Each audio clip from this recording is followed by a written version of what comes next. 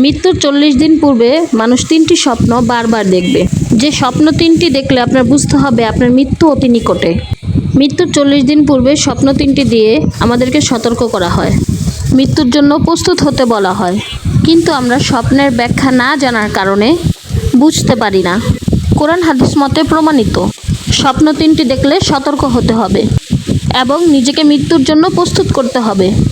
কারণ স্বপ্নের সর্বশ্রেষ্ঠ ব্যাখ্যা করেছিলেন সাইয়েদেনা ইউসুফ আলাইহি ওয়াসাল্লাম। আর এখন বর্তমান সময়ে স্বপ্নের ব্যাখ্যাকার নেই বললেই চলে।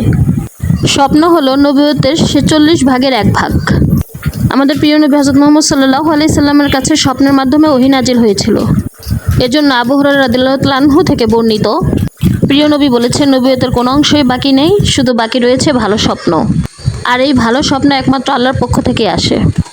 আলী রাদিয়াল্লাহু তাআলা আনহু থেকে বর্ণিত, মৃত্যুর 40 দিন আগে যদি কেউ এই 3টি স্বপ্ন দেখে, আল্লাহ তার মৃত্যুর সতর্কবার্তা তার উপর নাজিল করেছে।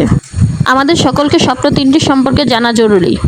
1 নম্বর, আপনি যদি দেখতে পান যে আপনার মৃত আত্মীয় স্বজন আপনাকে আহ্বান করছে, তাহলে আপনার বুঝে নিতে। 2 নম্বর, সাদা কোনো পাখি যদি আপনার ভিতর থেকে বের হয়ে ছটফট করতে থাকে। 3 নম্বর, সর্বশেষ হলো, আপনি যদি দেখেন স্বপ্নে আর এক দেশ থেকে আরেক দেশে, এক শহর থেকে আরেক শহরে গমন করতেছেন।